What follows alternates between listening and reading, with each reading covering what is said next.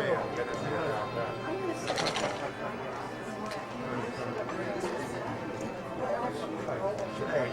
told him to get the cheer. They put cheer the front of our golf here. First shot. Wait a minute. Open up. Oh my God.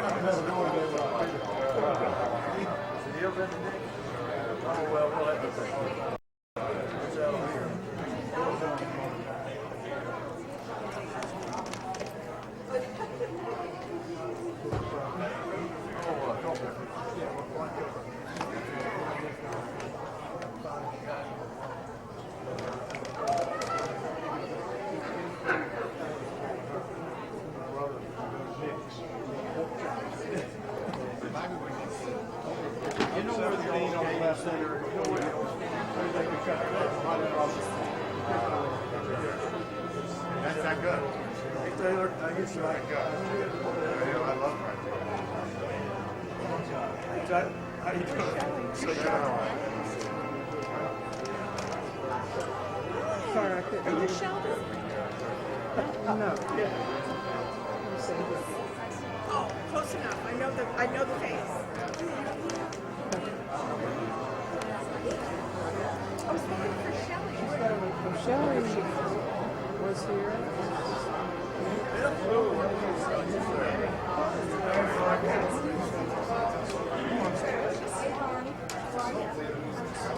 Good. Hey, how are you? Yeah, good. I see you sold the other house Yeah, finally. a while back. Yeah. Gone for a year. So that's why I'm still new house. Well, in the new house. Thank you for coming. You fit in. I spilled spaghetti on my pants. Hey, that's all right. I get hungry. Hey, you look fine. Good. How you doing? Good. Good luck, guys.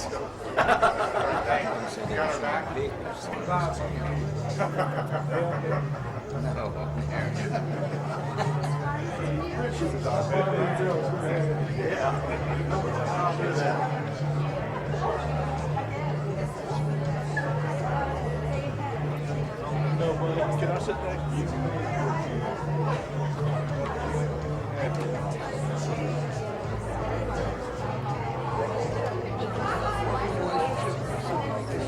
You don't have to worry about that.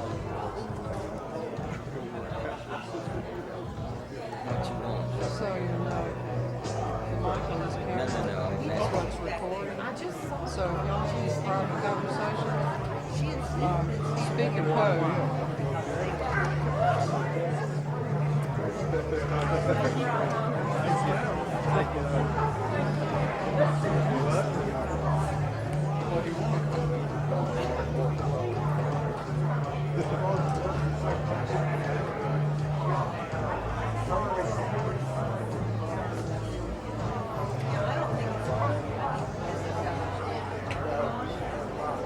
Four guys can have to be on display.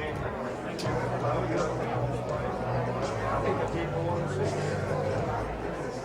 I have to sit in front of the camera and come around three times. So here's the work. Hey, buddy. How you doing? Okay.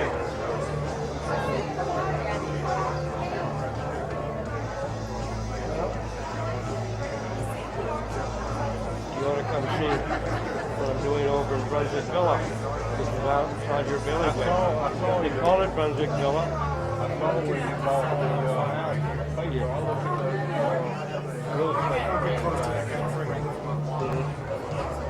Well, these are transactions.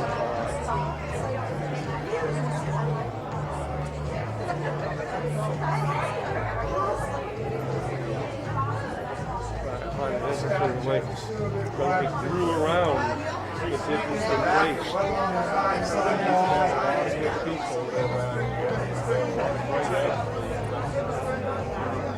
Really good. So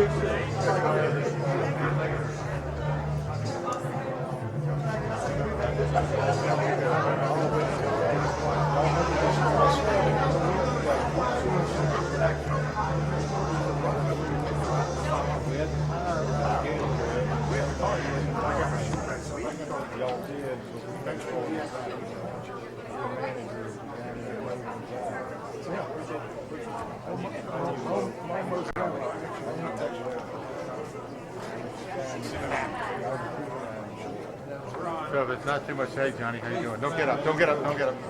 Hey, Peter Murphy. He wants us to sit up front. Is that all right with you? No, no, down in the front row. He wants us to maybe move up there later. Okay, what now? No, no, city stays up front.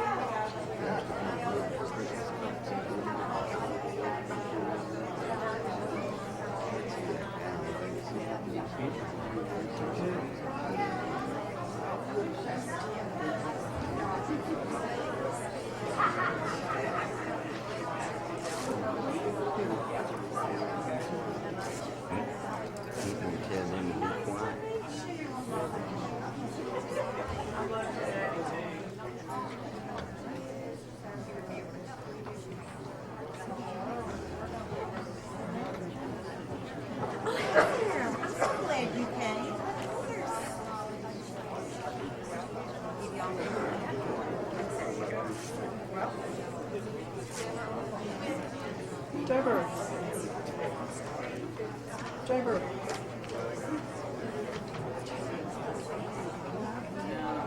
Good evening. If you would take your seat, please, we'll get started. Hopefully, we will be quick and we'll get you out of here on time without any further delay. My name is Jeff Kilmore. I have the distinct pleasure of emceeing this program. We've interviewed for 6 months and nobody would take the job. And yesterday they called me and said, you got to do it. And I'm really impressed because I've never been associated with people that publish a magazine. And if they will listen to me, we're going to do a Bachelor of the Month in the cosmetology. Thank you. First applause I've had in a long time. But they said you're not a dog and you can't be in the magazine. And I told them that I disagree with that because every woman I've ever dated ended up calling me a dog. We're here to talk tonight about what some very great people, fine people, have done to preserve life and preserve animals and to further the cause of converting Glenn County to a no-kill county and hopefully to a no-kill administration and a no-kill animal shelter. I'm going to read real quickly a slide about morally why no-kill. If every animal shelter in the United States embraced the no-kill philosophy and the programs and services that make it possible, we would save nearly 3 million animals who are scheduled to die in shelters this year and the year after that. It's not an impossible dream. Practically, the question is, why no kill? Glenn County will reduce expenses and increase revenue if the precepts and the guidelines are followed that you'll be hearing about tonight. It would boost staff morale, we believe. It has historically in other locales. It would generate greater community support, enhance the Glenn County image, and generate more funding. We're going to have several slide presentations tonight and about 5 or 6 speakers. But the first person that we will hear from tonight is Leah Moore McCarthy with Safe Hollow Emergency Rescue Division. And so we're ready for Leah wherever she is.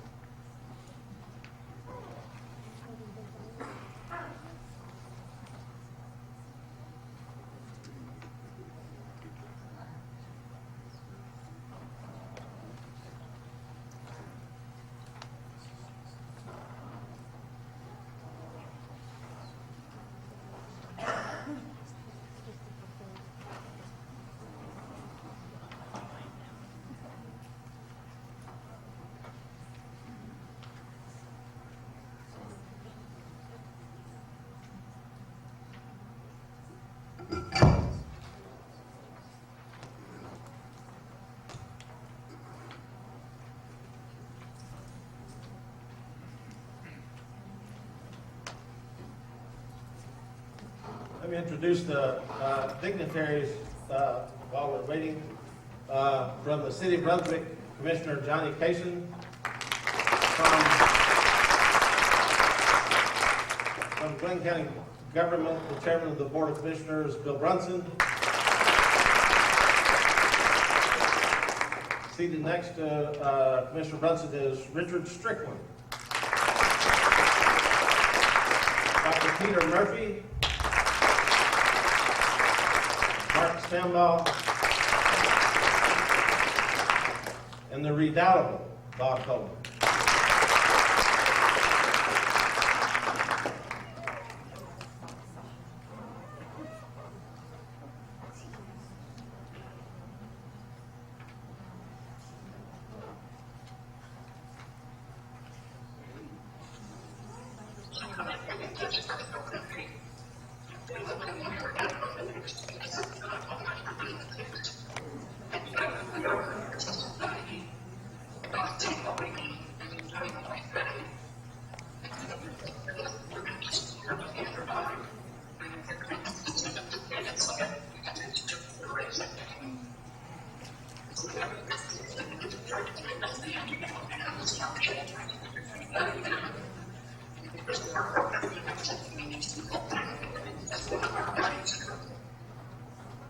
That concludes my oral presentation. Well,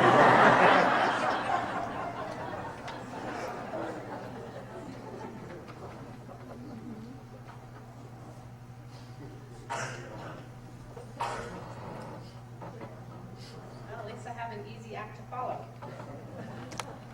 All right, I'm going to explain the 11 steps to no-kill. Try to give a little bit of an understanding of where GCAC is today from the eyes of the rescues that support GCAC, and where we would like to be if we could adopt the no-kill philosophies. Number one, hopefully you can see well from up there, number one is rescue partnerships. We have amazing rescues in Glenn County. That's probably one of our strongest suits. We've got No-Kill Glenn County that does trap, neuter, and release, food distribution, they take care of spay and neuters, they do owner retention, we take feral cats in. No-Kill is one of the parts of the volunteers here in GCAC. No-Kill also does community outreach and education, which is huge. We have Friends of Glenn that does networking and fundraising and sponsors a lot of our animals from GCAC. We have Cars that takes in medically fragile, sometimes the smaller dogs. We, Safe Hollow and Cars tend to split. We trade when she gets a little dog or gets a big dog and I get a little dog. We'll switch them out, which is great. They have a senior care program and do medical assisting for veterinarian care. Castaways works on diversion, takes mommies and babies, works with cats, takes medically fragile cases. Safe Hollow does mommies and babies and takes the physically injured. And we have food donations, and we take care of special needs. There's a lot of rescues that are involved. We also do transport. There's two main transportation agencies for us, and that's Moms with Animal Aid USA. They take a lot of our animals up north to where they have strict breeding laws and do not have the overpopulation that we deal with here. And Barb Samcombe, who does a fantastic job for GCAC and moves lots of animals to other areas that don't have those concerns that we do. Number two, is our volunteers. We have fantastic volunteers. And we have awesome volunteers at GCAC. We have lost some of our long-term volunteers because some of the issues that I heard today in talking to many of them is that the environment is not as positive as they would like, and that they don't get necessarily the appreciation that they would like to see. We don't have a volunteer coordinator that is effectively helping our volunteers and utilizing them to their best benefits. We've got some issues to work on, but that's definitely something we're progressing towards. Number three is foster care. We have a foster care system at GCAC, not an effective one. Our foster care has lots of parameters, and the tendency is when it's utilized, our animals don't make it into adoptive homes. They tend to kind of go into these foster homes where they end up maybe being a foster fail in the best sense of the word, We don't provide them medical coverage. We don't provide them the food that's necessary. We tap out those fosters, and then we don't provide them an exit strategy. We don't come back and tell them, we're going to take your dog and move it to a forever home, and here's our plan. So we have a beginning and an ending point. We have dogs that go out to foster, and then there they are in foster. The problem with that, when we utilize our fosters that way, our capacity gets filled, it's just wider spread. We didn't solve any problems like that. Our foster programs need to have an exit plan. They need to have a plan that says this is where this dog is going and this is how they're moving. These are the goals that we're doing in foster care. We also need continued networking and participation of those dogs in our adoption events. They need to be able to come out and see who's in foster, not just who's in the shelters, but we need our fosters to be able to bring them out to our adoption events. We also desperately need maternity and nursery care. We cannot put these pregnant mamas into this facility and expect them to do okay and to have healthy babies and to not have them contract everything. As you know, we take in everything. So everything is there at the facility, and we are exposing our most fragile to all sorts of concerns. Our babies would do better if we had them in foster care, where mom was less stressed, and mom produced the adequate amount of milk, and mom wasn't struggling to fight off, and her immune system wasn't being compromised. We need to have something in place that allows for that to happen. Under the No Kill Coalition, we'll have something along those lines. That's our goal. We also need support for our fosters. We need to make sure that they are getting the veterinary care. We're not expecting the private citizens to cover the vet care of our fosters that we put in their possession, and that we're helping them with food or whatever it is that they need. Number 4, TNR. We have no TNR program at GCAC. We have an agreement with No Kill to have them trap, neuter, and release. There's no support that goes to No Kill Glenn County. They do not receive the funding from GCAC to do the spay and neuters. They solely trap them and take care of their medical needs and then release them. It is all done by a rescue. It is not GCAC. We need a commitment to TNR that is backed up by GCAC and our lawmakers. Number 5, pet retention. This is a difficult one. What we would like to see is that there is an intake evaluation, an intake conversation, so we can identify what the concerns are with that relinquishment. We want to know why that person's giving up that dog, and if there's something that we can do to help with that owner retention. If it's food, we need some options for food pantries. We don't have anything like that at GCAC. I know that Safe Hollow, myself, and I know that No Kill, they do go out into the communities where they're low income, and they do help provide. I know that the senior program with CARS is also helping for those who are indigent and need some extra financial support to get the food for their animals. That's a great way to maintain owner retention.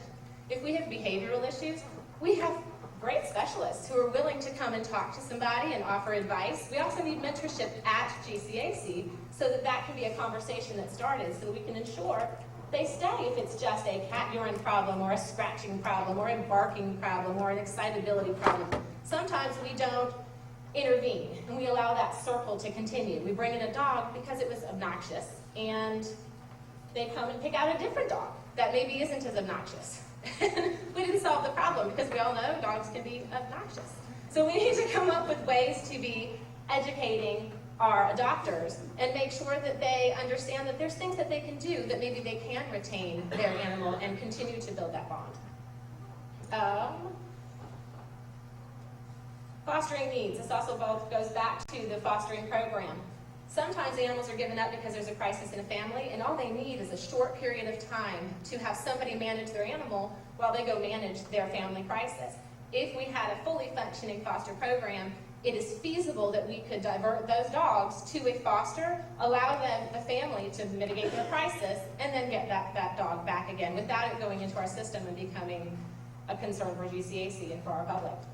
Number 6, the comprehensive adoption program. One of the things that we would like to see is behavior testing.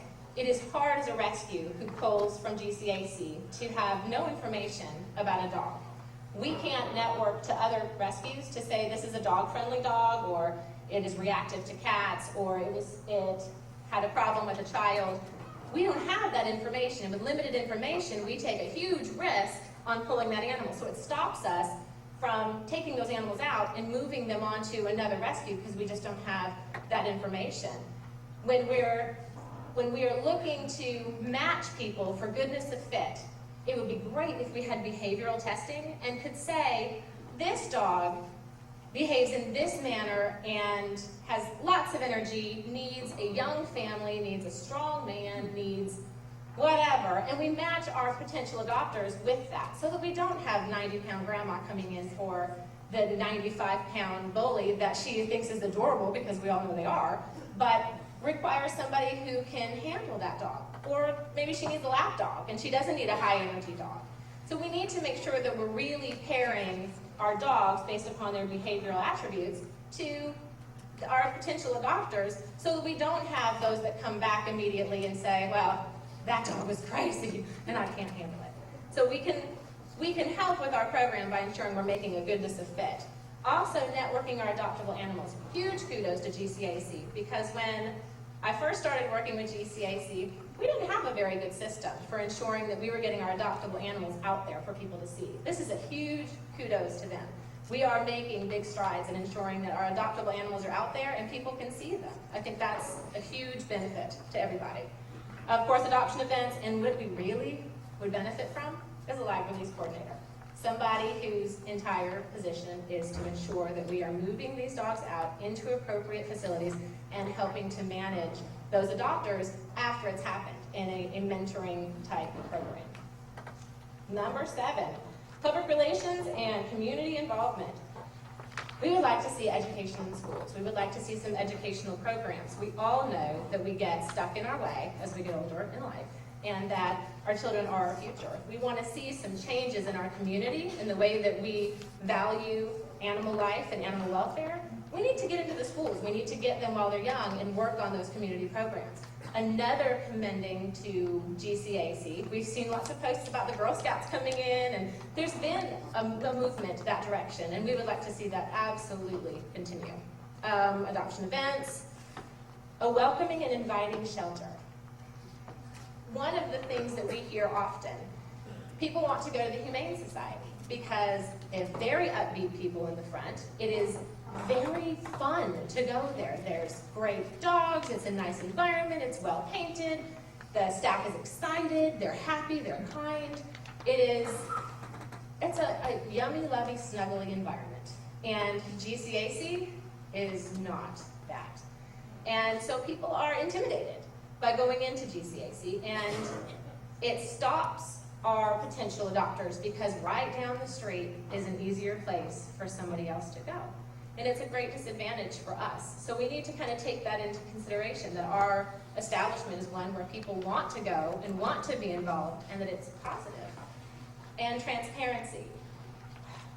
We need to know that the information that we get is reliable, that it is honest, and that it is accurate, not just for the sake of ensuring that the information we put out there is appropriate, but so that our entire public understands what happens, so that our entire public is up to date on when we have to euthanize, why we have to euthanize, what could have been done to stop that euthanasia, what resources were not tapped into to ensure that we did everything we could to save that life.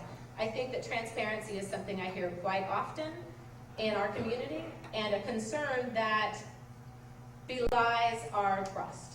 So it's necessary for us to make sure that we continue to make steps in that direction. High volume, low cost spay and neuter programs. We have a spay and neuter program at GCAC.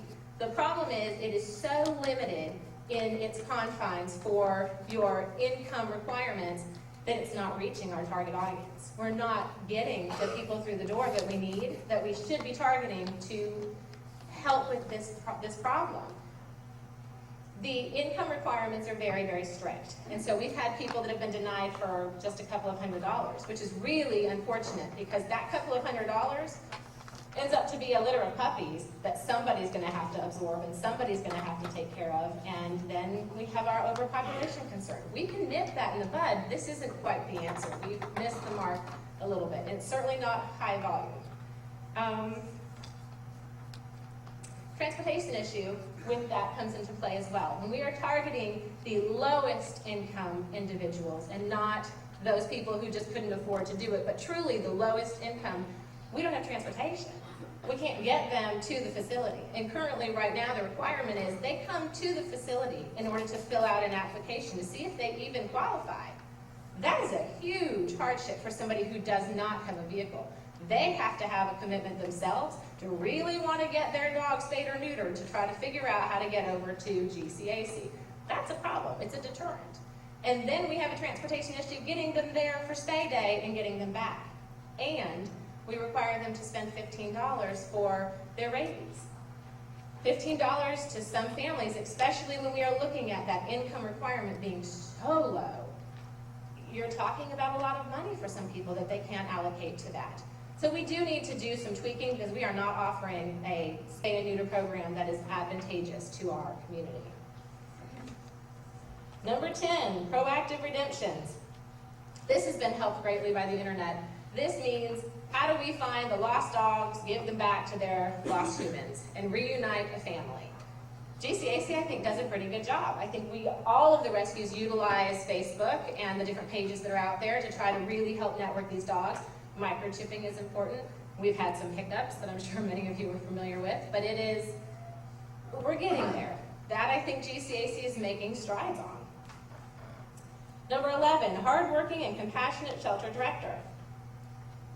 We need a shelter director that believes truly in their heart that every single life matters. Every life matters, and will fight to save that life in every way that we can with all available resources. We need a director who believes in the no-kill philosophy, that sees value in these steps and finds ways to utilize them within the shelter so that we are making forward progression. We need a director who upholds promises to our rescues. It is hard as a rescue when you take what a director says at face value and you make financial decisions based upon that, only to have it not to come to fruition. We shoulder a lot of that burden. Safe Hollow has like a $9,000 bill right now, and we take from GCAC a lot of animals that have been hit by cars, that have fractures of hips and need FHOs and things that are really medically expensive. And GCAC doesn't offer to reimburse us for any of that. It's very expensive, which means it comes out of our pockets, which is really hard when you're a paramedic that makes $15 an hour. So what we need is the commitment when a director says, I can give you $499 towards that animal, that's all I can give you, and our rescues make that, we take that to the bank and say, great, I can pay the extra $200, I have that, and when you present the bill, they look at you like, don't know what you're talking about. That's a big problem. And it makes the rescues feel like, we can't trust what you say. And therefore, the next time that dog comes in that I could fix, that if it was only $200 or $300, there's a life saved, there's a life I can even take afterwards and rehome, I can't step up because I'm busy paying off the additional $499 that never came my way. We seek a director who is looking for changes for the better and not one that goes for conformity for comfort or falls into it's the way that it's always been. We need some forward movement, guys. We need some progression to help these animals. We have got to stick with these steps and do everything that we can to utilize these so that we can save those lives, because our rescues are really working hard.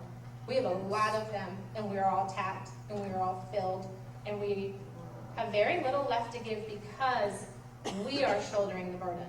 We need GCAC, we need our commissioners, we need support so that we can continue doing what we're doing. I appreciate your listening to me.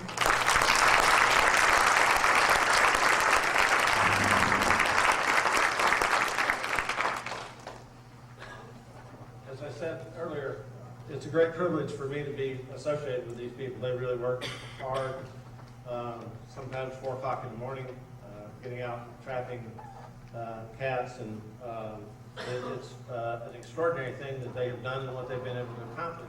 Glenn County, that has reduced dramatically the intake Those numbers you'll see shortly, but Leah had such a powerful message that the group felt like she needed to go first.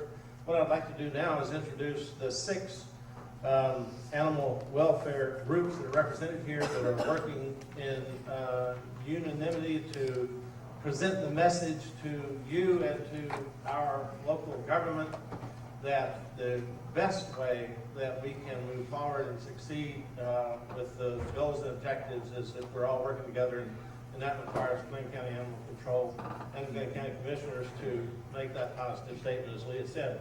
The first group, if you would stand, just to be recognized when I call you the name of the organization. The Castaways.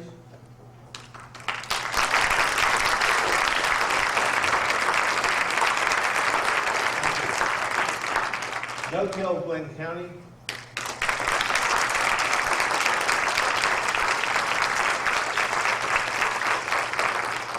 Pause for Pause.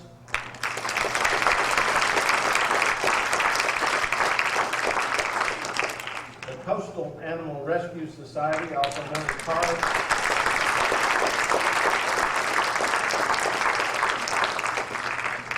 Max's Rescue and Humane Society.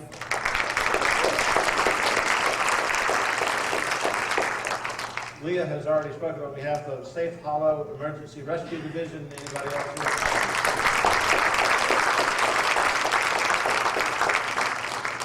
And the Friends of Glenn.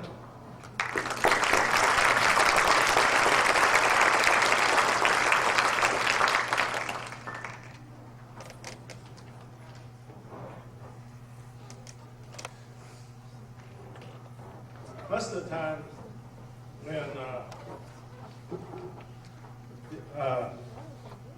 these people are doing the work, you don't know about it. And I've seen them early in the morning and doing the things, making the sacrifices necessary, driving up and down the road. And it's really incredible what they do. And I just think it's outstanding. We have such great people here in Glenn County. Martha with CARS will come up and make a presentation about Judge and Little Man.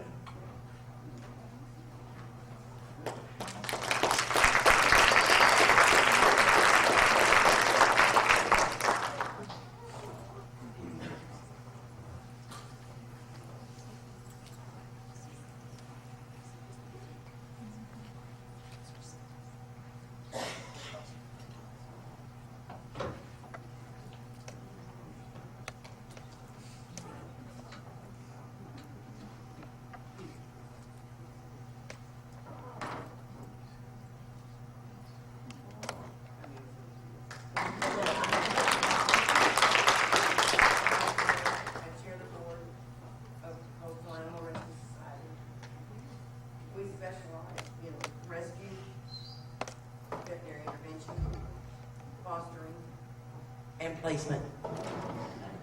This is Jude, our very first rescue. Another board member and I were working at the shelter. I worked at the shelter for about 6 years walking dog. This little guy was in a kennel covered up with Demodex mange. So we pulled him out of there, got him to the vet. He came to my house to foster, and he did very well until he got parvo. Then we went back and forth for a week. Had ER at night, veterinarian's office during the day for fluids and medication to keep him hydrated. And he did pull through. That's Jude. I'm holding Jude right there.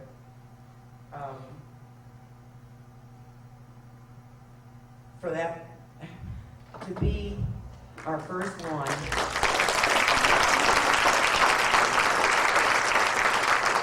Jude is the loving pet of a Glenn County sheriff, and he couldn't be in a better spot.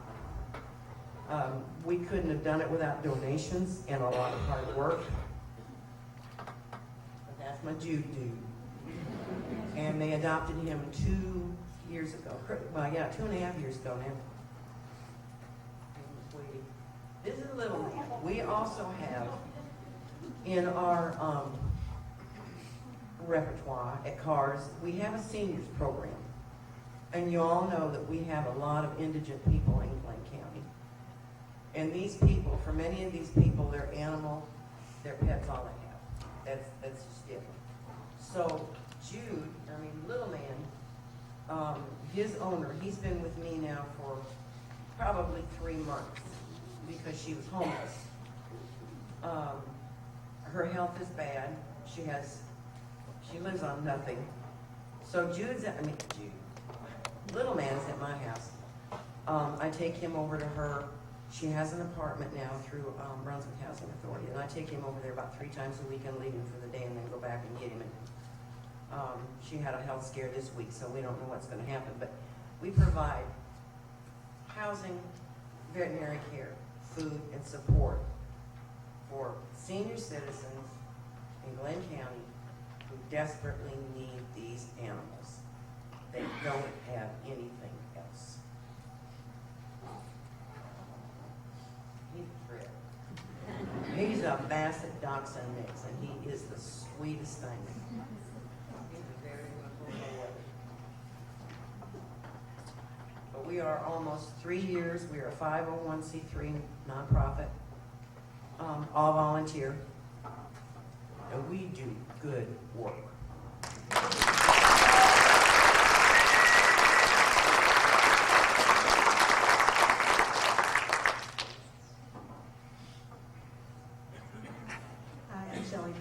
And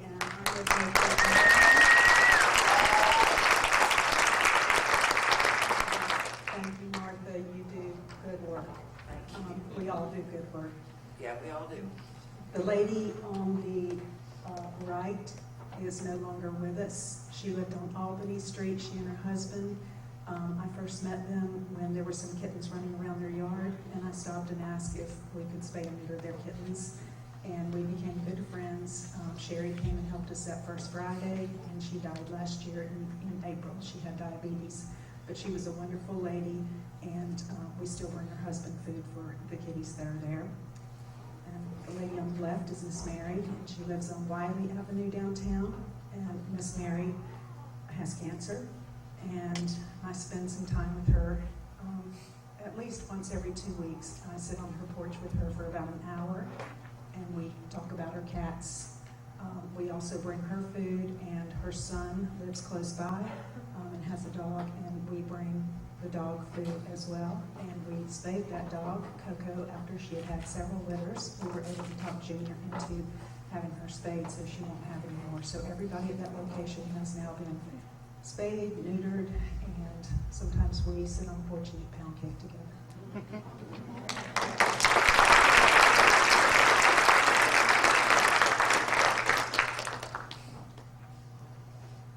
Next speaker will be Tina Cardenas. We'll talk about her experience with Chief.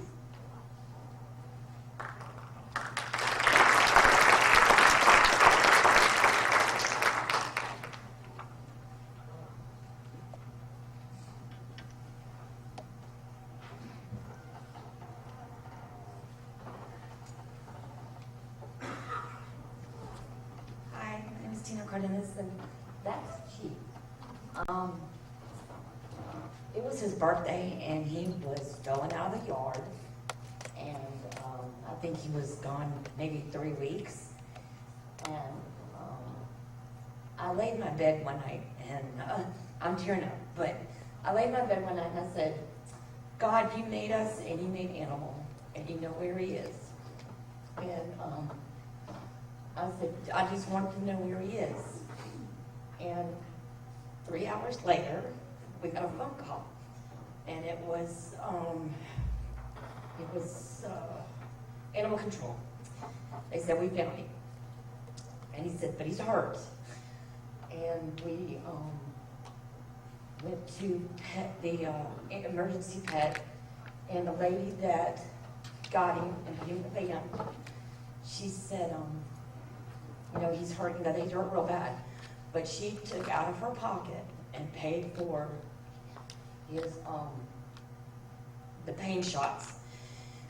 And she said, take him to the veterinarian the next day. We took him to the veterinarian here in Brunswick, and they were telling, you know, this, that, and the other. I'm like, I can't afford this. So I got a hold of Michelle Henderson and her husband, and they actually came over to the house, and then they turned over and called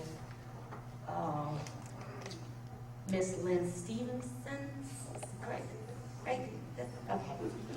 And they got on the ball, and they helped us out tremendously, and we wound up taking him down to First Coast, No More Homeless Pets. They had him for almost a month. They did over 5 surgeries on him, and he is now up and walking, and he's almost back to normal. But without No Kill Glenn County, we would have let him down. And without the two women that I just mentioned, without them, we couldn't have done it without them. So that's our Chiefers, and we're glad to have him back. And I appreciate everything he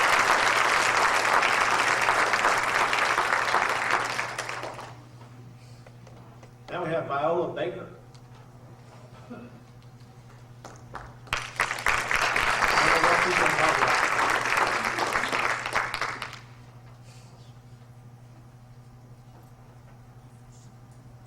Hi there, my name is Viola Baker, and I really, really, really admire all the hard work and dedication that No Kill Glenn County does for our animals here in Glenn County. I adopted Abby, and I was told the other day that I'm the first person to adopt an animal out of No Kill Glenn County. Abby is my best friend. I love her so much.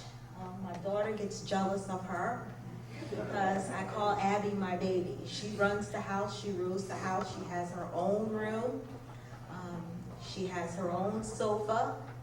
I have my recliner, my husband has his recliner, Abby has her own chair, her own room, and she is the queen of the house. I picked Abby up at a foster home in Brunswick, and I waited for her to, get bigger and able to come home with me.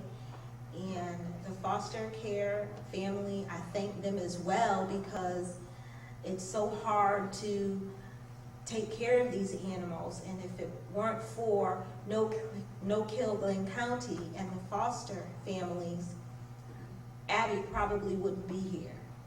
So I thank No Kill Glenn County, and I thank all the people that go above and beyond to help these animals, because they need us. And I am an animal lover, animal advocate, you name it. If I could have all the animals in my house and in my yard, I'd do it, but my husband would probably have a problem with that. So it's a privilege and an honor to stand before you and to know that I made a difference and saved an animal's life. And thank you so much, all of you.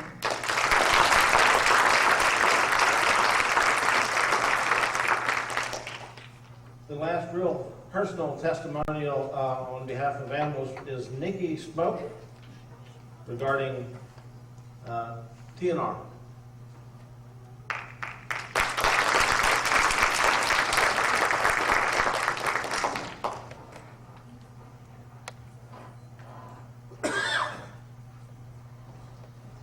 To ditto what Viola said about it's really a pleasure to be here with all of you, and also to be able to take care of these wonderful animals.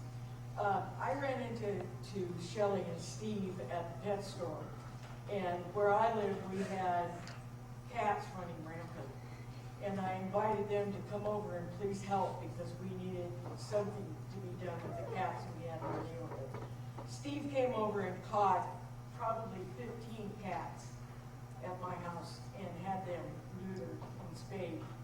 I now am the proud parent of about 8 feral cats that live at my house, and I am very happy to take care of them, and they're all my babies, every one of them.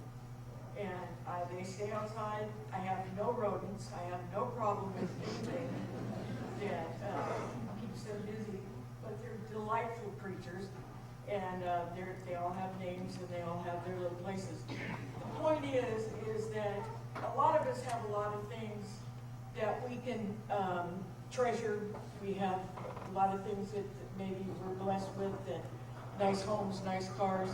But there are people that the only thing they do have is that animal, that pet, that cat, that dog, that means the whole world to them. And understand that that's a big thing to all of us. We love our creatures as much as we love our families, and if not more in some cases. Because they're a lot easier to deal with. So I thank all of you for what you do. It's very, very important. We're here to take care of them. That's part of our charge as human beings, is to take care of these creatures. And I thank all of you for doing what you're doing. You're truly blessed to be part of what your job is. I hope you gentlemen will take that into consideration. You have the power to do things, and I hope that you will take that into consideration today when you're listening to what they're doing, because they're doing great work. Thank you.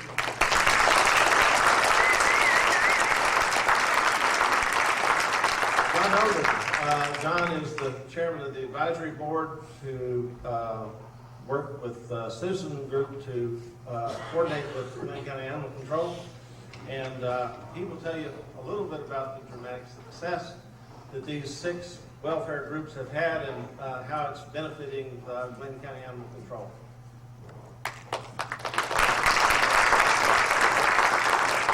I have a really brief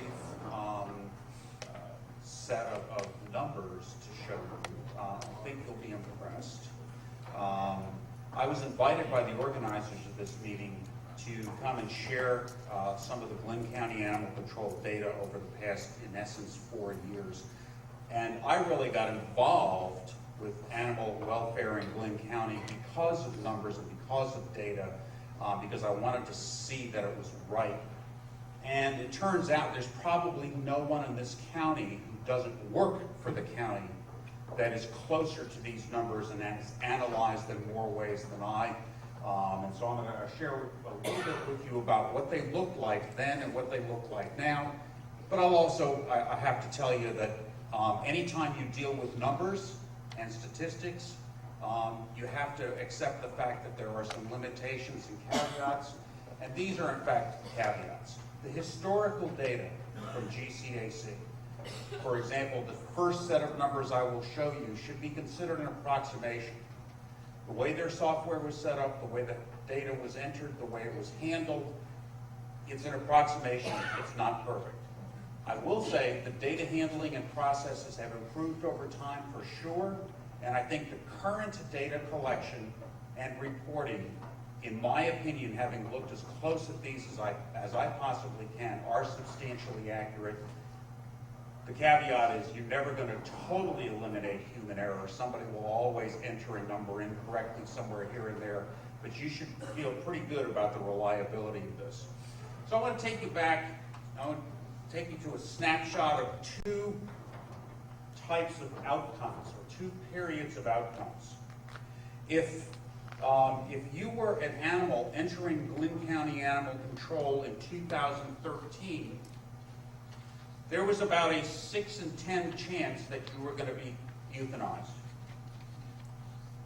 If you were a cat, it was worse than that. It was over 80% chance that you were going to be euthanized. If you were a dog, it was still in the mid-40s. They're adopted, about a 1 in 5 chance of adoption, about a 1 in 14 chance that you would be transferred. Now, transfer is either transferred to another shelter outside of the area, or it is a local rescue group, like the ones that are here tonight, pulling the animal out, or possibly returned to owner. That's the RTO. So that's what the situation looked like in 2013. It's pretty grim, you know, particularly when you consider that they were taking in 3,000 plus animals a year and euthanizing over 60% of them. Fast forward 4 years later to 2016, if you're an animal entering Glynn County today, you have a 6% chance of euthanization. There is a 4% chance that you may be there long enough and you may be ill enough that you may pass away at the center. So all told, non-live outcomes, about 10%. But there's a 1 in 3 chance that you're going to be adopted now. There is almost a 50% chance that you will be transferred, once again, which means either out of the area or pulled by a local rescue. And the return to owner percentage is up, but not substantially up. And once again, maybe a 1 in 7, 1 in 8 chance that the animal will actually find its owner back. This is just percent outcomes. That's half the story. That's only half the story, because the other half of the story is looking at what happened to intake over that same period of time. In 2013, we took in over 3,000 animals, roughly 1-to-1 dogs to cats. You can see the exact numbers, but roughly 1,500 dogs, 1,500 cats. Last year in 2016, that number is down to 1,575, about half the intake that it was 4 years ago. And as the lines, the slope of those lines will show you, the most dramatic decreases in cats. So yes, there was an improvement and reduction in dogs coming in, the most dramatic increase that. And so if you put those two things together, a change in the percentage likely outcome. When you have an animal, what's the chance they're going to die? Is it 6 in 10 or is it 6 in 100?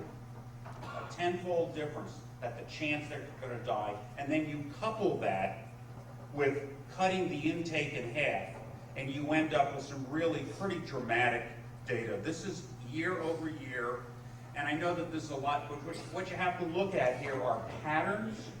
And what you'll see is the blue bars at the bottom are the actual numbers of animals euthanized in 2013, 2014. You know, you've gone from almost 1,900 animals being euthanized in 2013 to 139 in 2015 and 96 in 2016. Dramatic reductions in euthanization there, and it's a coupled effect. It's once again, what's the change? So I think what is my final slide for you is I'm a business guy. I'm science trained. I believe in data. I believe in numbers. I believe that numbers will tell you a story, and that these numbers will tell you a story. They will tell you what happened, and I'll show you that on the next slide. Tell you what happened there. What it will not tell you, what these numbers will not tell you, is how it happened or who did it. It will only tell you what happened. And my understanding is that there are external numbers from the rescue organizations that may give you a hint as to not only what happened, but how it was done and who did it. But what do these numbers say? They say three things. They say, number one, intake has decreased by approximately a half in the last 2 years. That's all the numbers say. How did that happen?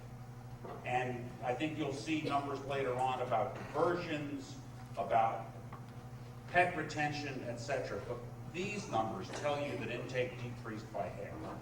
And the overall decrease in intake was driven, as you saw earlier, it's driven by the reduced number of cats coming through the door. Dramatically different in terms of reduction in cats. I won't tell you how that happened. I suspect somebody else will. The reduced intake clearly relieves a portion of what I refer to as census pressure. When you have a full shelter, you are under census pressure to get something done. When you have less intake, you have less census pressure, and it reduces, what also is important to understand, less animals coming in means less animals going out, no matter how they go out, because you have less animals coming in. So it reduces the absolute number of outcomes, both positive and negative. So you'll see in that previous slide that Adoptions are down in the last years as well. Why are their adoptions down? Not because it's less effort, it's because there's less animals coming in to be adopted. So the raw numbers of animals coming in are lower. The second thing that these data tell us is that the increased likelihood for adoption and transfer has markedly increased positive outcomes. So, point number one, less animals coming in. Point number two, of the animals that come in, clearly the two greatest factors that have increased live release rate are increased adoptions and increased transfers. Transfers being, once again, both out of area or into area being pulled. And the third thing it says is, it's pretty clear, when you do both of those things, the rate and absolute number of animals euthanized goes way down. That's exactly what's happened. Thank you. Thank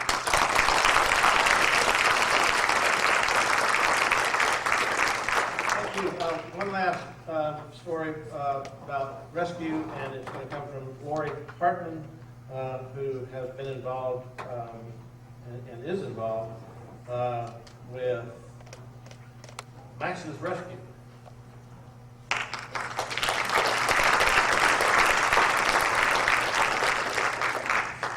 you. How is everyone, all right? Are you getting confused yet? Bored or? Animal welfare is a hot topic, that's for sure. I know it well. I have a habit of going over notes, but I also have a habit of talking in between, so kind of bear with me as I go through things. Let's talk about me a little bit. As they said, my name's Lori Hartman. I am the founder and executive director of Max's Animal Rescue. We are located in Brantley County. Now, if you think things are bad here, we need to go over that border because I'm sure you all know Brantley County. So, I am from up north originally, New Jersey.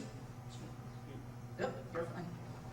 And when we got here, we've been here almost 11 years this year, and had no idea about the animal issues down here. Up north, let me kind of say this. Northern people don't come down here to try to change things. We try to educate you so you learn from our mistakes. Up north, we have spay and neuter in effect, licensing into effect, and we don't have this problem. So we have a group that comes down that Leah talked about that takes anywhere from 200 to 400 animals out a month from this area. Bring them up north, and they're adopted before the end of the week. Because you got to realize that, let me kind of take Ware County a little bit. Ware County has 35,000 people. They are the largest county east of the Mississippi.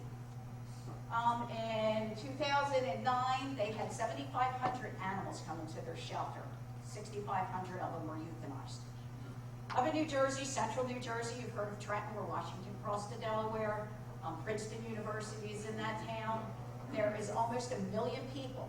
And in 5 municipal animal control situations, they had less than 1,000 animals come in 1 year. 900 of them were returned to owners because we have big issues with dogs running at large, and the kids leave the gates open and they take off. So that's just kind of where we're at. So when we came here, it was a little shocking to see those kinds of things. But I want to tell you a little bit more about us. I don't know how many of you know this. I ran Ware County for about 3 years, so I'm very familiar with the actual sheltering part. I had to work with the government entities. I had to work with our commissioners side by side. So I have probably a little bit more experience than the average rescue. We do have a full shelter in Brantley County, which is at our home, but a lot of rescue groups strictly deal on foster families. I don't know how much you guys know about foster people. That is where a person comes in, takes that animal from somebody, whether it's animal control or a rescue group, keeps it in their home, takes care of it, whether it's vetting it, giving it shots, or just loving it and teaching it how to walk on a leash. That could be, or potty train for a puppy. That's what a foster is. So us, on the other hand, we're an actual shelter, just like animal control.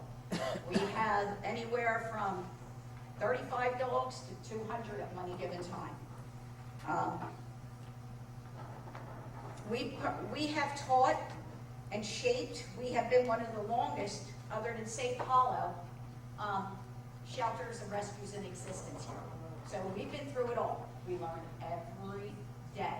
Education and awareness is what's out there and what's in the public eye. I'm trying to think of this here. Where are we here? I've had the opportunity to be in executive leadership, as I said, in Ware County.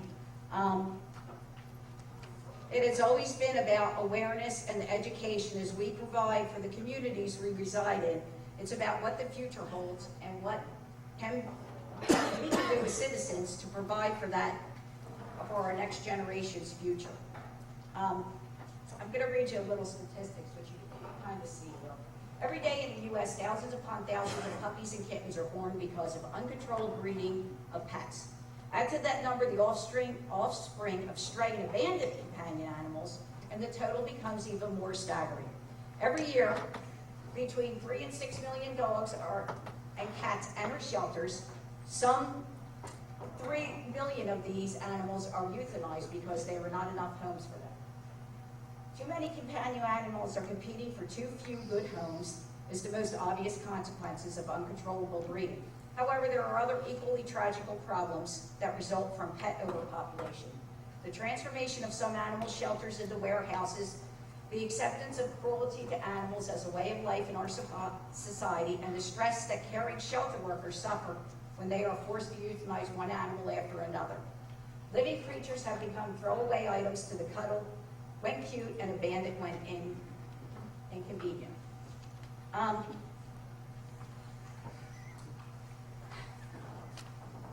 Animals are popular pet animals. Because of this, improved public access to dog ownership and pet ownership is a worthy goal. In the long run, this can only be achieved in an ambience of better community tolerance of pets. It's only through better methods of animal management that this can be achieved. Oh yeah, okay, all right. Just really short, let me kind of like finish up. Shelters are, what needed to be done with that 11 points that they're going to give you, it's not something to be scared of, it's something to embrace. We're going to have, spay and neutering into effect. The more you spay and neuter, the more you go out to your communities and reach the low-income people, and even the people on Sea Island that don't know about things that are going on. It isn't down to one neighborhood. Target Zero has offered to come in and help with everything for free. They're going to teach you about different things. Us shelters at this point have such a big expense that the numbers are astonishing, that's for sure. They almost $85,000 were spent just with Lake County animals last year on the rescues. Not mine personally, but all the rescues. So that's a big number. And we take them in, we vet them, we spay and neuter, all the shots. Microchip, we heartworm test, we treat them if they need to be treated, and we just keep busy. So we would hope that you guys take this legislative into consideration. Look at it. You can be guided as long. There's many people that will come in and personally talk to you and try to explain any different issues you may have with certain things. We're all here to help. So just kind of know that. All right, my time's short apparently, so thank you for everything. And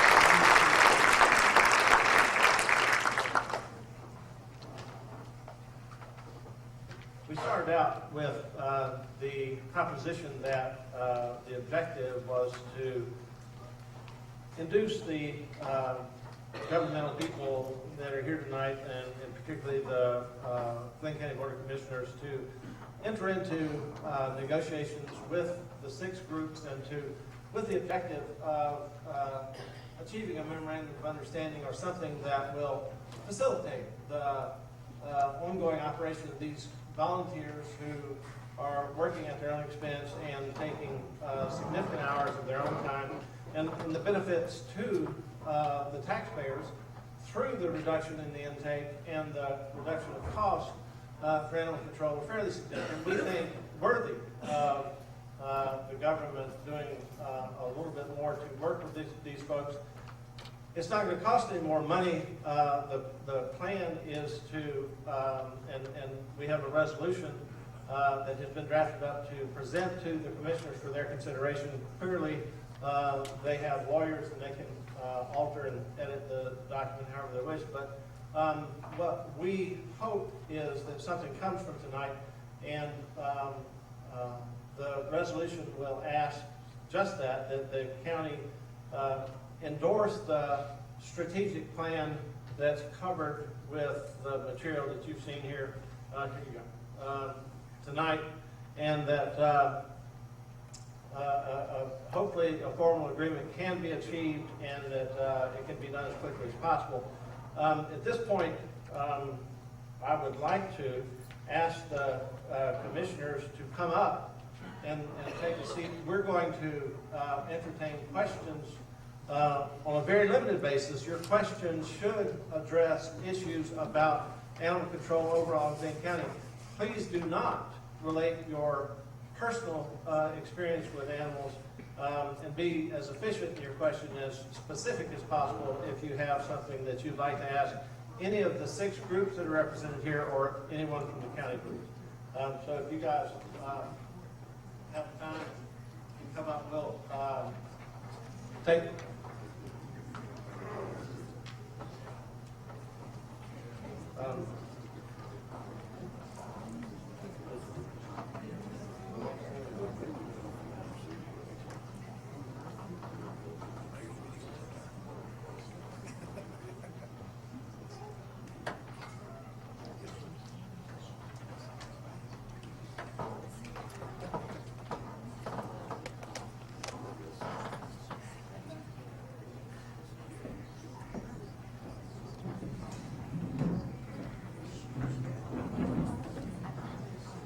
we have microphones. Mayor.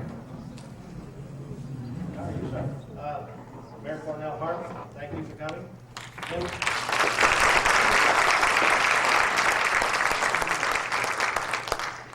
We're very, very appreciative of the government folks here. Thank you for coming, and we know that it's your time and it's late evening. We'll finish up our numbers first before Jeff presents the resolution. While they're looking at that for just a second, the animal, and I should ask John to come and do this because he actually made the slides and probably will do a much better job than me. Thank you.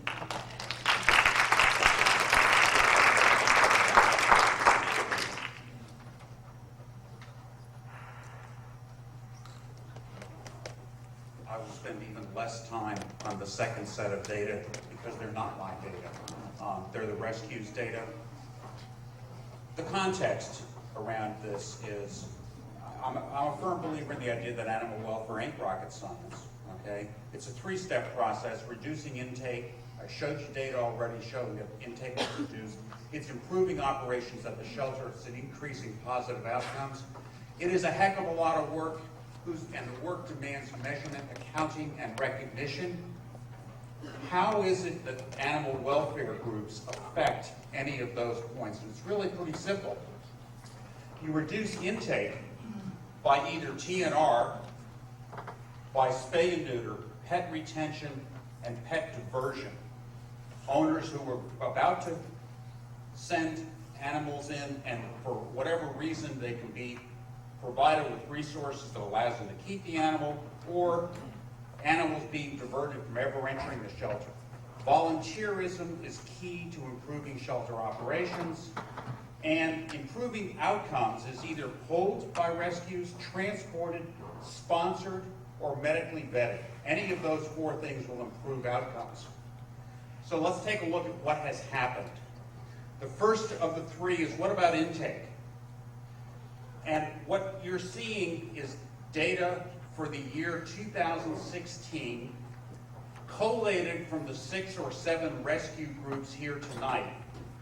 And what this says is that over 1,200 animals were prevented from going into GCAC because of the efforts of the 7 rescue groups. I will tell you, I showed you that the intake went down by half over the last 4 years. That 1,200, 85% of the reduction in intake is due to the rescue groups in this room.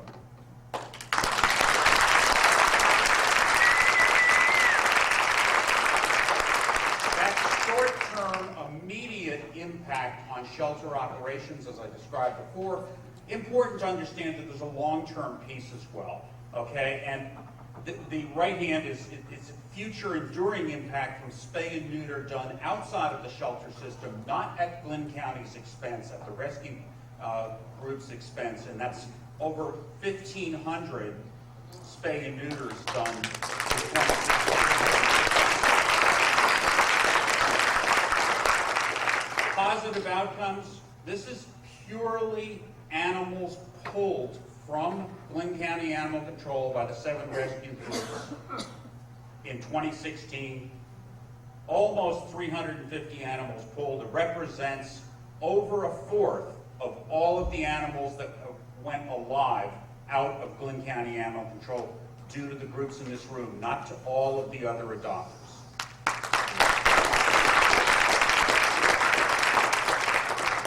The final piece on this is cost avoidance for GCAC. This is the medical expenses paid by these groups in 1 year. It's over $85,000. That's 170% of the county budget that is spent at GCAC in a year. Their budget in 2016 was $49,000 for medical costs. This excludes spay and neuter. This is not spay and neuter. This is purely medical costs. This is costs that animal rescue groups locally paid for themselves through your generous donations that did not come out of tax coffers.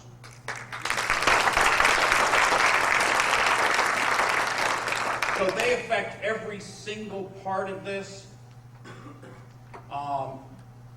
They believe, I'm speaking on their behalf, they believe in a public-private partnership is the answer, and they want to make that happen. I'm asking everyone to join us for that public-private partnership.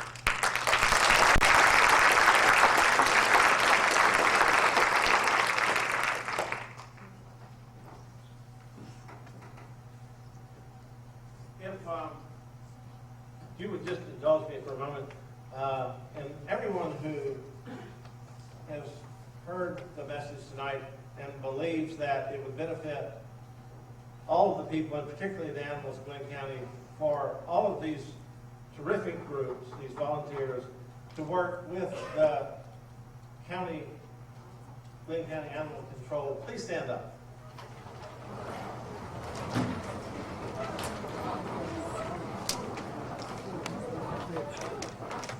Thank you.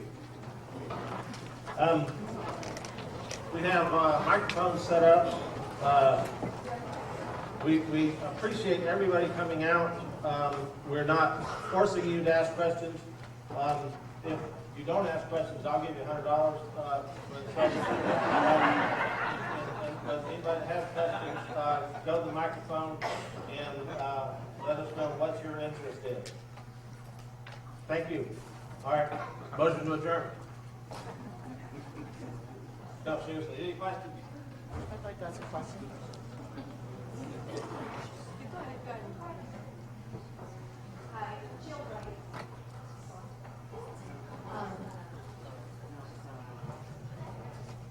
It's on. Okay, thank you. I work with Coastal Animal Rescue Society, and prior to that, I worked with Glynn County Animal Control for many years. And I guess my question for the commissioners is, and it's a question I've been wanting to get answered for a while, is what is the goal for the Department of Animal Control? Do you have goals set for the staff and John Powell, who they report to, as to, what do you expect at the end of the fiscal year from them? Do you set goals for them as far as numbers-wise and community-related things? Because I think that's an important thing. When I was on the advisory board, that was a question I'd asked the current manager, and she was not aware of any goals. So is that something that you talk to John Powell about? Do you create goals, or does he create goals that you guys talk about to have for animal control for the future? I'm told John Powell is here. If you would come up and join the... John Powell's very smart, and he... Well, oh, there he is.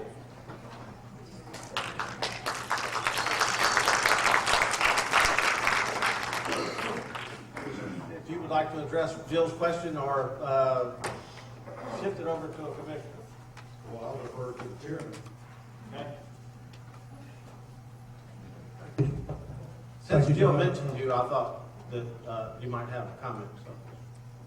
Well, thank you, John. Listen, first of all, let me just thank and congratulate all these rescue groups. You know, if I had a business in 2013 and I looked at the results in 2013 and then looked at the results in 2016 and 2017 and I had these sort of positive numbers, I would be very, very excited. And I think that animal control in 2013 to 2016 looks demonstratively different. And it's obvious by John's numbers. That transfer rate of 7%, I think the 44% was amazing. And, you know, we are looking at numbers of live release rates of over 90%. Is that not right, John? 94, 95%, which is amazing to me. I heard this commercial several weeks ago about the Winchester Dog Show. Did y'all hear that? And the people were complaining because of all these hybrid dogs, and they said, you know, you should go get them from an animal shelter. And because 50% of animals are euthanized across the country. I mean, that's a national statistic, and for us to be at 90-95% or whatever that number is, I think is amazing. And so, as far as specific goals, I'd have to get John to address those, but I'm sure that he and Julie talk about them every day. And I just want to thank all you folks for what you're doing out there, because you've made the difference. I mean, I think animal control is going much better. One of my goals when I became a county commissioner, if you'll remember, animal control was reported to the chief of police. Can you imagine that? I mean, we go over and check something at Redfern Village that's horrible at 7 o'clock at night and then go by animal control after that. So changing in the organization of the county and putting this under John Powell, I think has made a great difference. And I think that I think our executive director out there is doing a phenomenal job. I really do. And so does the folks at the Humane Society. That's all I'll say. I've said too much.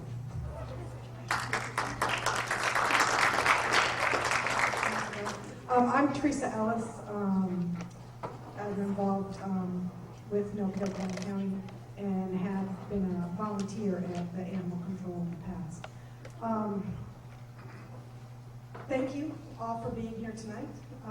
You certainly didn't have to come. You could have just been like, oh, busy, and not come. So thank you for being here.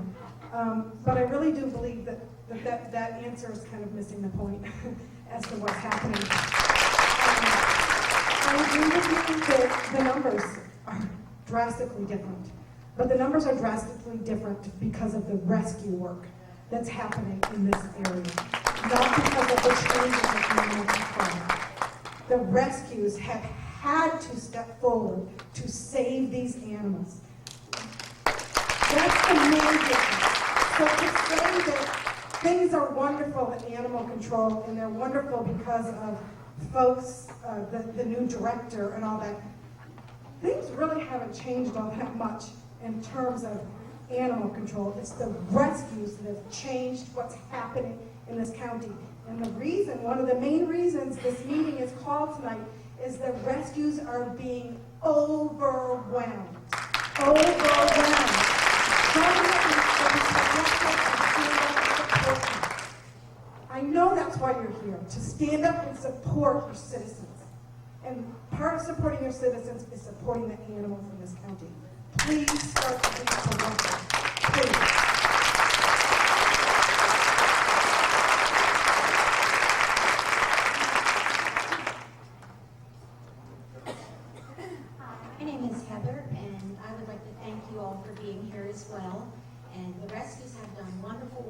has everyone who has adopted an animal in need. The numbers are great to see that the amount of animals euthanized has dropped so significantly, but it's not good enough. It's not good enough to look at 100 animals euthanized and say that's acceptable. When there is an alternative, there's a better way. So I urge you all to fully commit to and support Target Zero. With regard to the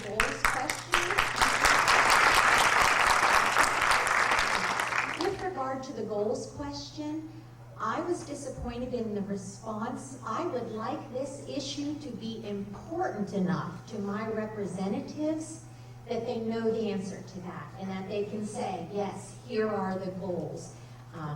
And I can tell you that for me, this is an issue that I vote on.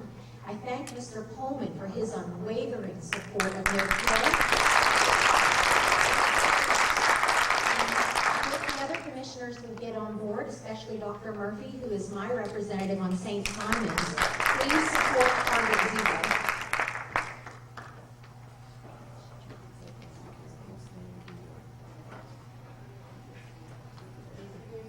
Autumn Miller, and I'm fairly new to the foster community. We've had about 47 fosters come through our home in the last year, so we've done as much as we felt like we could as a support who are really carrying the burden in the county. And from a moral perspective, it just makes perfect sense to me that our county would be a no-kill county. And I've tried to educate myself on the issue, and I've tried to educate those around me. And I feel an overwhelming grassroots swell for people wanting this to happen in our county. So I have to ask you, after hearing what you've heard tonight, what do you now see as the primary obstacles to making that happen? And part B, what can we do to help you get to where we need to be so that we can become that?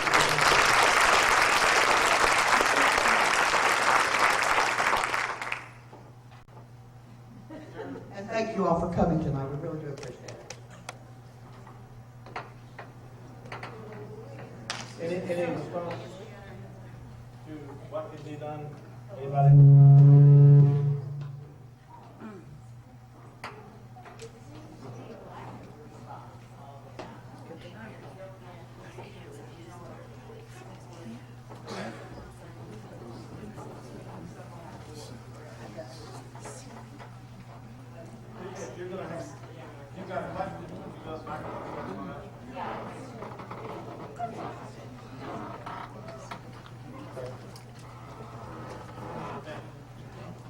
Hi, my name is Paige, and I have a question that maybe one of you over there can answer for me. What incentives do we give people who are pet owners to actually get their pets spayed and neutered? And what can we do to make it a little bit more difficult for them when they do not, and help suppress the irresponsible pet ownership?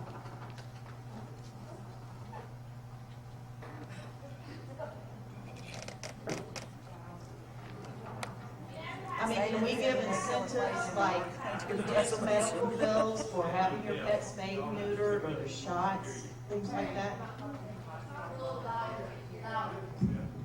Okay. All right. Okay. Is there a way that we can give incentives to pet owners to get their pets spayed and neutered? And can we make it a little difficult for those who just aren't willing to be responsible pet owners, like fines? I mean, but incentives, let's say, reduce medical care a little bit, reducing the medical care. Let's say, okay, well, you have your pet spayed and neutered. Here's an incentive for you. I mean, is there a way that we can do something like that? Anything? I don't think that can be done from a governmental authority standpoint.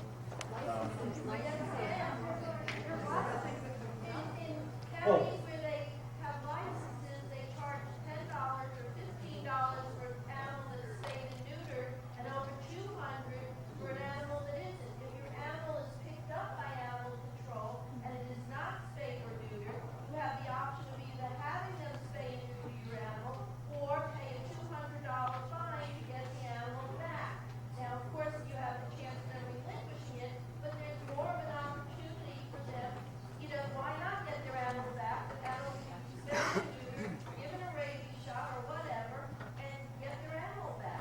Okay, if you would provide the recommendations to the commissioners in writing, I'm sure they'll be happy to consider it.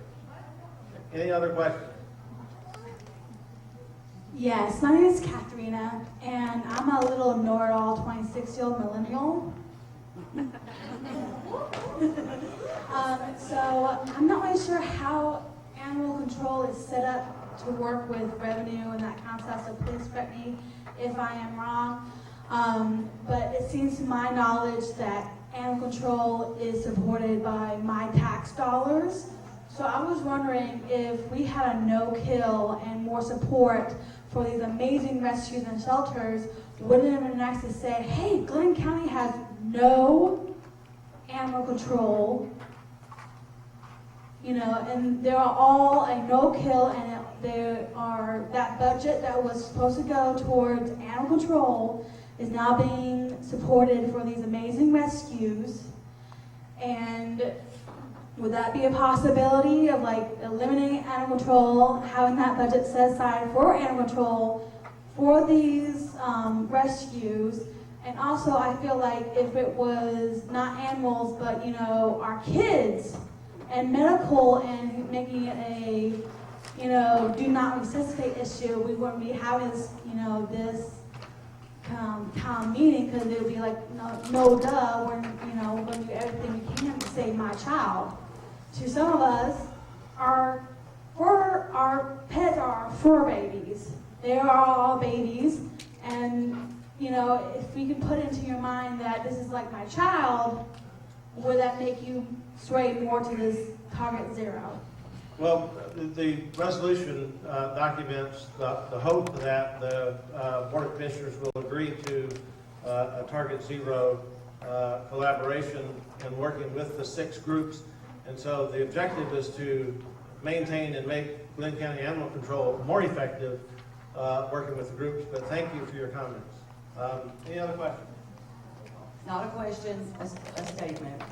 I'm Michaela Henderson. I'm a Glenn County employee. I'm also a foster for Stay Hollow. In relation to the lady who asked about goals, I prepare the budget for my office. I know that we have to have goals and objectives. There were 11 right up there that would be great for animal control. We appreciate so much the efforts that have been put forth by the commissioners, by the Glenn County Animal Control so far, but we see it going way beyond this. And those rates up there are proof that it works. We appreciate you. Thank you.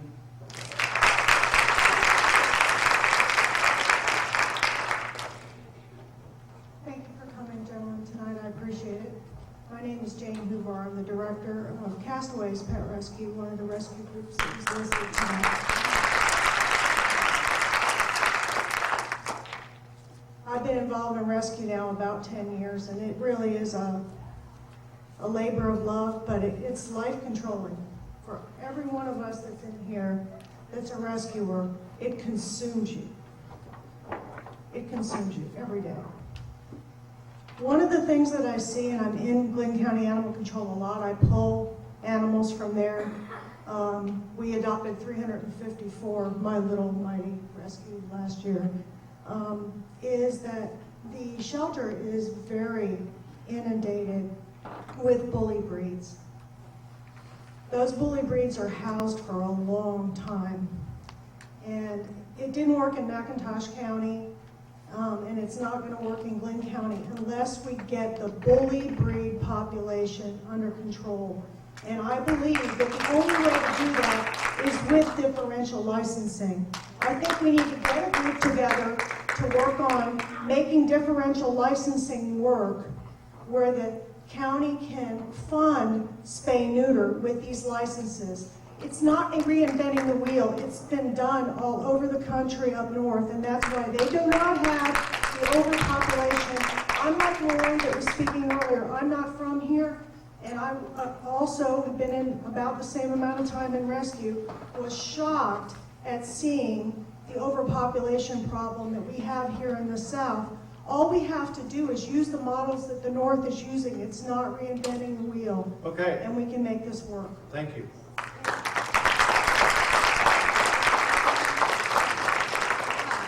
Hi, I'm Rachel. I'm not really a rescuer, I'm a foster failure. I rescued a dog in October who was tied up during Hurricane Matthew. We come here for answers, and I'm looking at 5 men. One of you has spoken. Why did we vote for you? If you are not willing to offer us some sort of legitimate answer, instead you're sitting there silent so you can have plausible deniability when shit hits the fan, excuse the language. Did you have a None question, of you were please? speaking. No, I have a statement. Why isn't someone saying, please, let's try this? None of you, sir, you're the moderator. You've answered more questions than the men we voted for.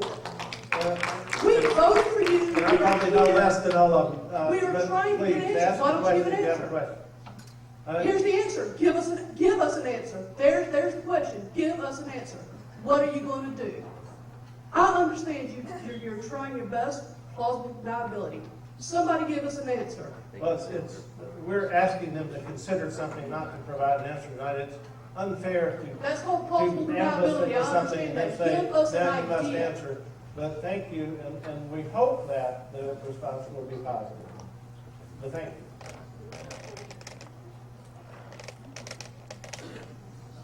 Hi, my name is Vicki Green. A couple of years ago, I came to a meeting similar to this, and I made a suggestion, and it doesn't seem like anybody took it seriously, but you took a large tract of land and built a prison on it. That tract of land seems to have a lot of adjoining land that is not being utilized. My suggestion, and I don't understand why we can't do it, is to move the animal shelter, animal control, to where the prison is located. You have a lot of land there. It would be, you could build a beautiful facility, and you can use prison labor, volunteers from the prison population, to clean the kennels, to work with the animals, to train them. They've done this in other areas of the country. It's worked out very well. The prisoners are given the opportunity to work with the animals based on how well they do in the prison population. It's considered a reward, and it gives them something to do and something to care about.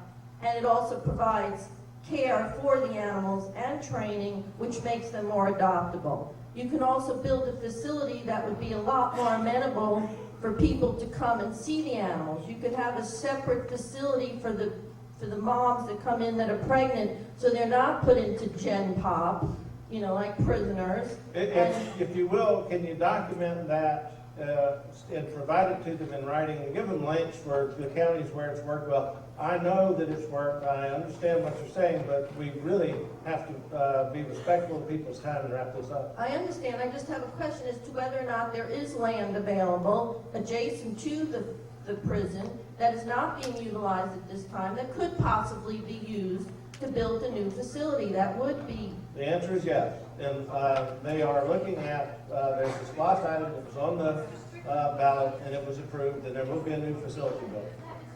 Ma'am, let me try to answer your question. That's not a prison over there.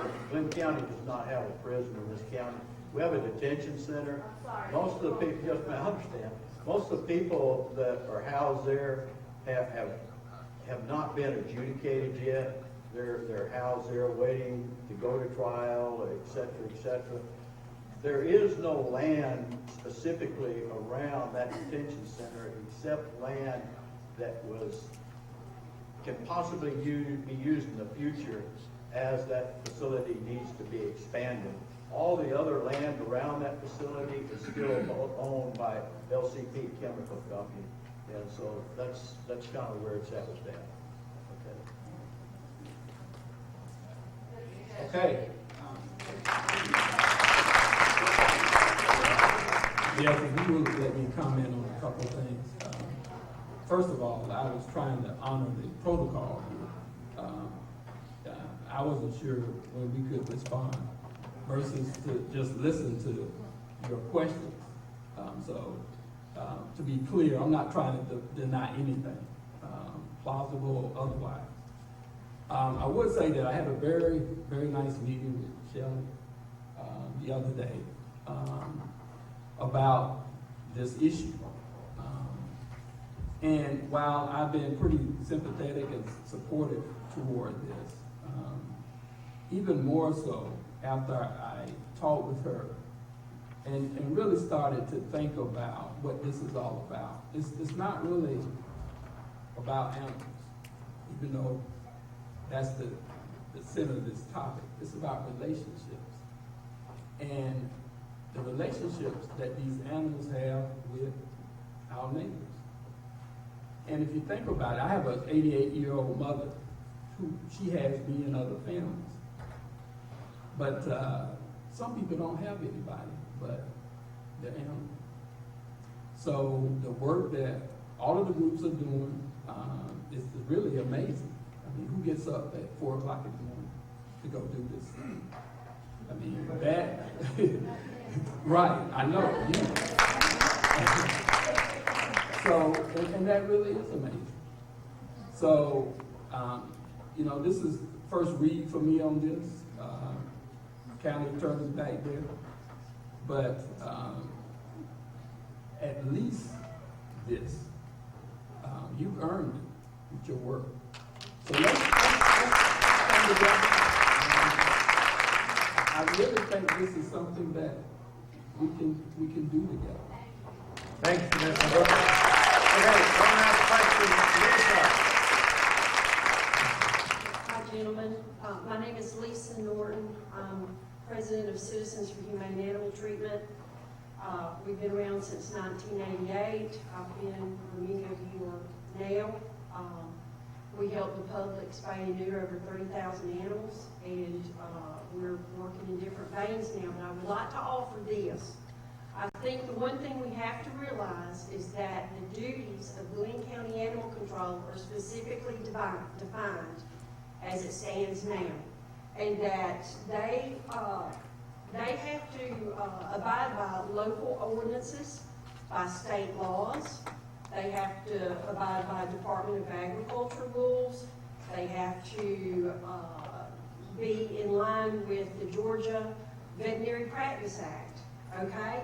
So when you look at their defined job description, and what I'm hearing is that there's a lot of physical and financial fatigue among the rescue groups.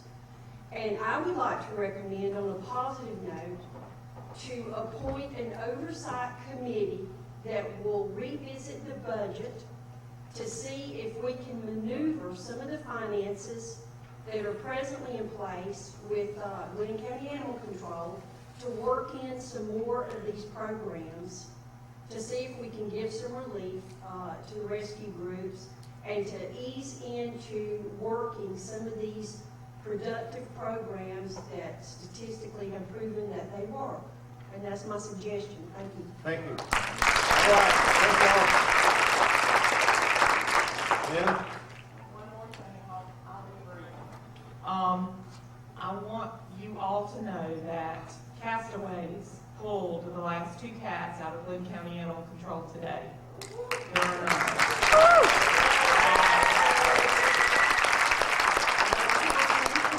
Over the past 3 years, 3 years ago, Target Zero, who we still work with, who help us because our county has not invited them in, but they do help us. They are a great resource for us.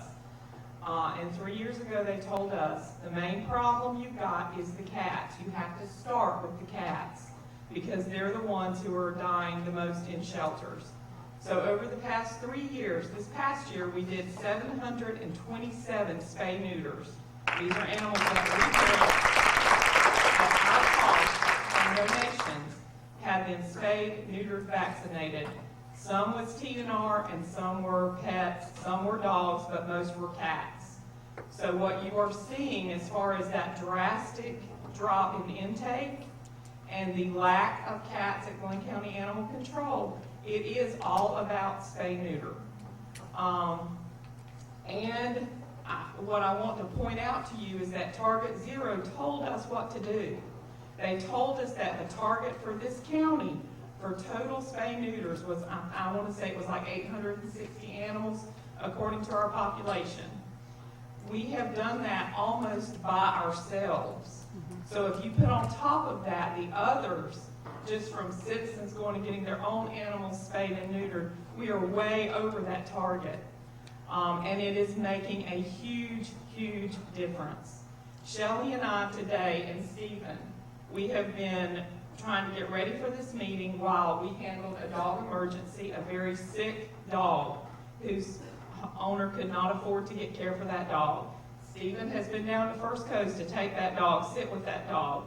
That dog is down there overnight getting treatment. We don't know what the outcome is going to be. But there are people who need us. This is a dog who could have very easily ended up at animal control because this man couldn't do anything else for his dog that he loves dearly.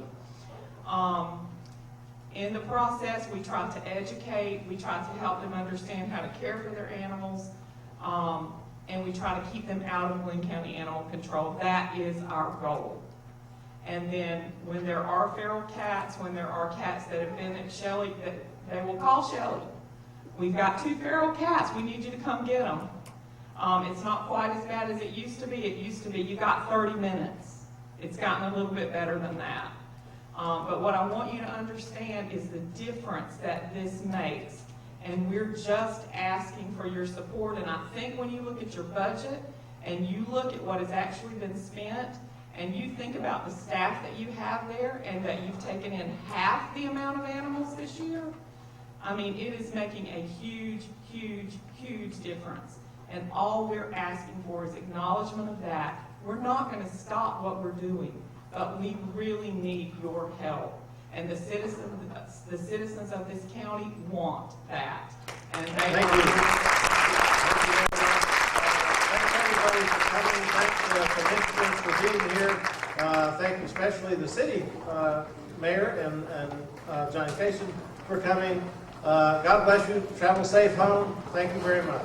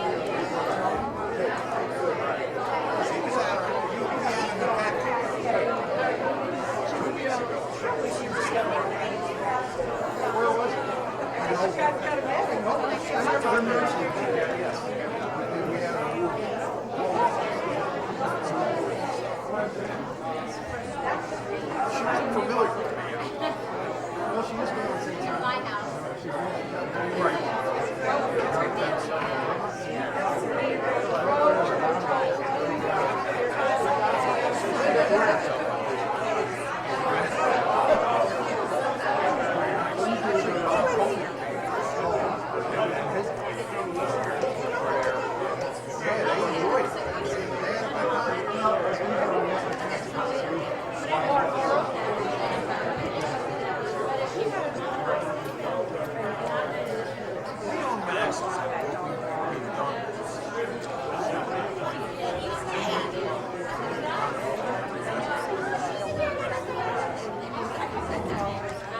we're doing hands-on.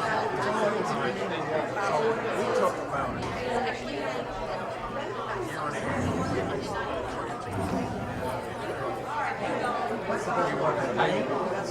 I went as far as Maine. I went to Wisconsin, Minneapolis, Minnesota.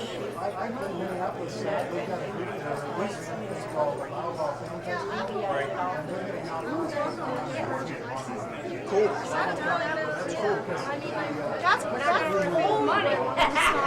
Thank you very much. Hey, thank you so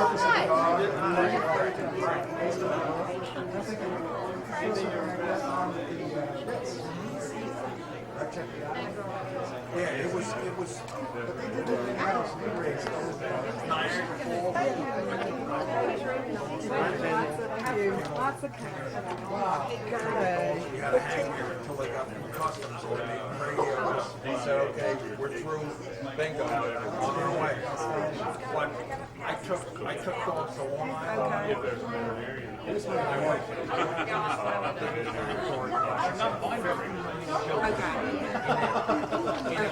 Like, I don't even think she had a quarter pound.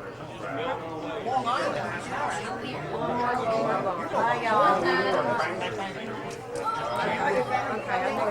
So, here's another Jersey boy.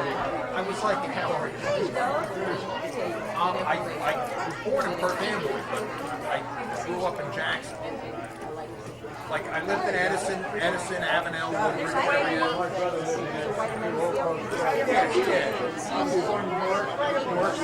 Yeah, I had relatives who lived in North and stuff. Riots. Yes. Summer of love.